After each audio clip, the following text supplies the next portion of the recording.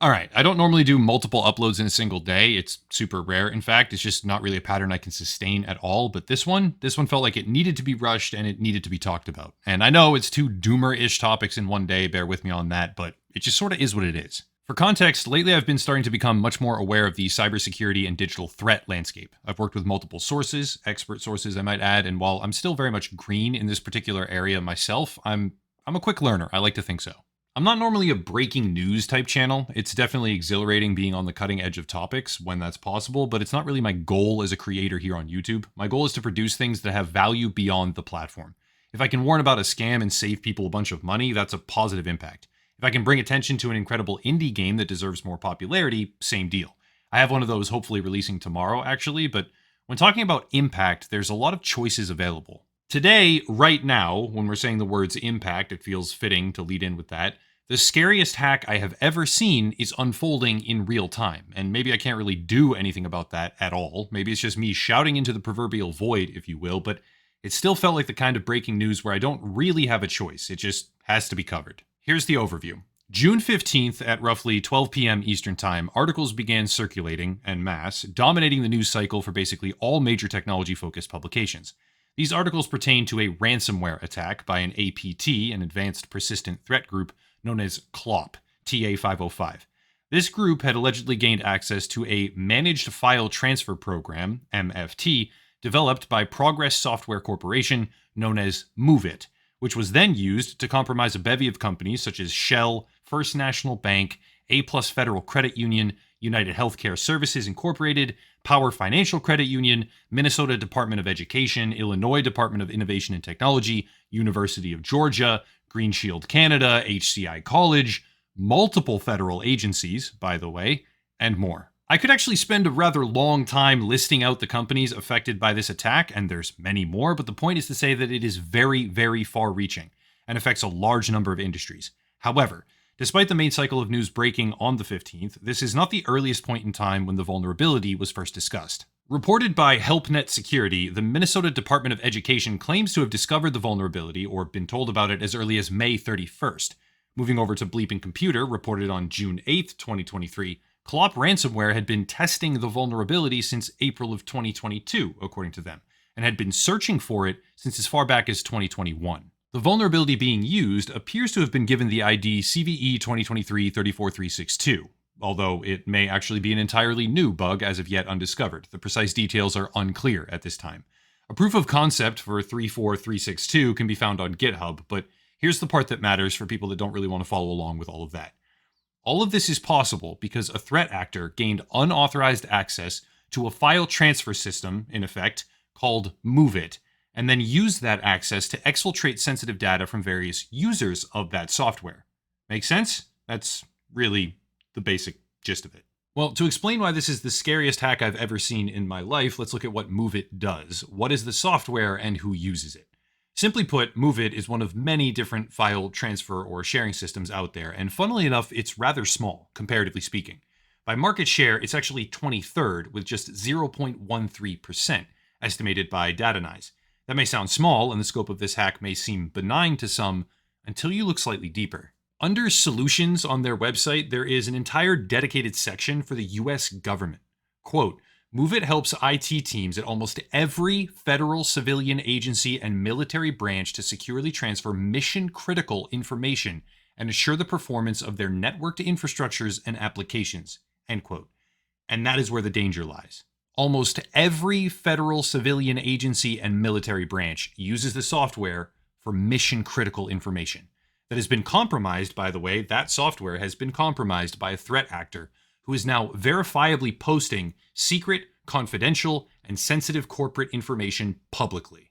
Now, for the sake of being thorough, I'm not going to do the thing where I say, trust me, bro, and just tell you I've seen it with my own eyes. Here is the Clop PR Onion website right now, where the confirmed info dumps from successful targets are being posted actively. I can't scroll through much of this, and I certainly cannot download a single thing. I'm not posting the Onion or anything like that, but this data is comprehensive. There are individual passport scans contained, from what I understand, and the basic gist of it is that they basically have what they say they have. The breach is real, and the scope of data that is being released is unprecedented. Maybe this will put things in perspective. Directly from CISA, the Cybersecurity and Infrastructure Security Agency, which is the National Coordinator for Critical Infrastructure Security Resilience. That's a mouthful. Quote, CISA remains in close contact with Progress Software and our partners at the FBI to understand prevalence within federal agencies and critical infrastructure. End quote. AKA, there has been a breach of federal agencies and critical infrastructure. Hence, the scariest hack I've ever seen. Now, for those that want to go down the rabbit hole a little bit here, June 15th is a hell of a day to coincidentally witness widespread news break about an unprecedented hack, especially involving banks and credit unions. Because June 14th, one day prior, multiple known hacker groups, those being Revel, Killnet, and Anonymous Sudan, announced a public alliance to destroy the Western payment system, SWIFT. Make of that what you will, these groups have their own extensive history and atmosphere, but the frequency of large-scale, damaging digital events, I'll call them, is accelerating. This is the part where I get called a conspiracy theorist, and I understand the inclination, believe me, I do. But just hear me out. I'm not going to speculate on why this is becoming a wider narrative. I'm not going to speculate on motivation in the slightest or some kind of deeper meaning or anything like that. Beyond simply showing a piece of content, that's all I'm going to do. But everyone should be aware of the wind, let's say, especially when the wind starts blowing stronger. This right here is the World Economic Forum. I know a lot of people have very intense opinions on what this group is, why it exists, and what it does, but let's take a look at the video they posted 2 years ago called A Cyber Attack with COVID-like Characteristics. It's a decent video, it is, mostly discussing the danger of a digital virus of sorts that spreads through connected devices in an exponential way. And they also have an apt comparison, and there's a bunch more to make if you wanted to. It's a very real threat, by the way, but let's look at this through a macro lens. I'm not telling anyone what to think, nor am I assigning motive in the slightest. My simple goal is to state a series of facts in chronological order. The World Economic Forum, in 2019, partnering with Johns Hopkins University, hosted a roundtable called Event 201. This event simulated a fictional coronavirus outbreak and attempted to delve into the mechanics of government reaction and risk mitigation. Quote, experts agree that it is only a matter of time before one of these epidemics becomes global, a pandemic with potentially catastrophic consequences. A severe pandemic, which becomes Event 201, would require reliable cooperation among several industries, national governments, and key international institutions. End quote. It is not my place to speculate on that further. Some people view this event as an obvious effort to take aimed at getting ahead of obvious potential problems. Others view it as an early warning sign, the powers that be mapping out their plan of sorts. I am not weighing in on that discussion, let's be clear, other than to say that regardless of where you fall individually, whether you believe in the World Economic Forum as an institution, thereby trusting what they put out into the world as a result, or if you despise them, believing them to be a malignant force with a powerful hidden agenda of some kind, it really doesn't matter. Directly before the onset of COVID-19, an experiment was run aimed at exploring the effects of a novel coronavirus, and we all know what happened soon after that. 2 years ago, in 2021, a narrative push began occurring by the World Economic Forum where they were warning of impending danger from cyber attacks that possess COVID-like characteristics, if we're being more precise. Later in 2023, during the WEF summit in Davos, Managing Director Jeremy Jurgens warns again that some sort of catastrophic cybersecurity event is likely within the next 2 years. And now we are witnessing heightened frequency and impact of cyber threat actors who have managed to infiltrate what can only be described as a specialized file sharing service used by government agencies and military. This is an evolving situation. Ransomware hacks to some may seem like a far-off Hollywood-style concept, but they're not. They're real. They happen every day, and this is a big one. A good example to draw from, reported by the BBC in 2020, is when ransomware actors gained access to the University of California San Francisco files. The negotiation itself took time, and the university ended up paying out over $1 million to the hackers via Bitcoin. Some companies pay, some companies don't, but Klopp is now in possession of an unknown amount of data from federal agencies and critical infrastructure, with a clear intention to publish it if whatever demands they are making fail to be met on time. We'll learn more over time about what's going on, and I should add that Klopp have made an explicit claim on their PR site that they have deleted all government data in particular. They are, according to their claims, only interested in businesses. Everything else related to government workers or files has supposedly been deleted. But the question needs to be asked.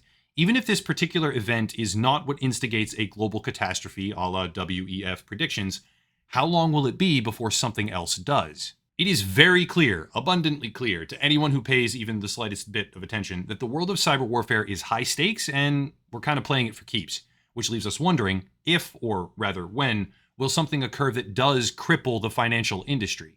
It's not outside the realm of possibility. This is not something where you just brush it off and say, oh man, it's never going to happen. It can happen. What kind of situations are coming down the pike? Because if the frequency and severity of these infiltrations continue, we very well may arrive at a crossroads where the economic and social impact will become just as large, if not larger, than COVID-19. I know I publish a lot of doomer topics lately, and a lot of people are getting sick of them, but that's the shit I've been researching.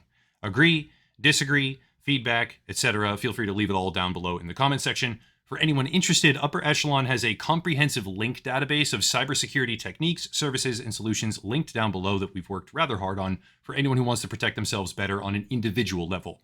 There's things that are free, things that you pay money for. It's all up to you as an individual. It's flexible. You can implement what you want, where you want. It's just a lot of useful things that we hope will be valuable to people. But yeah, that's it.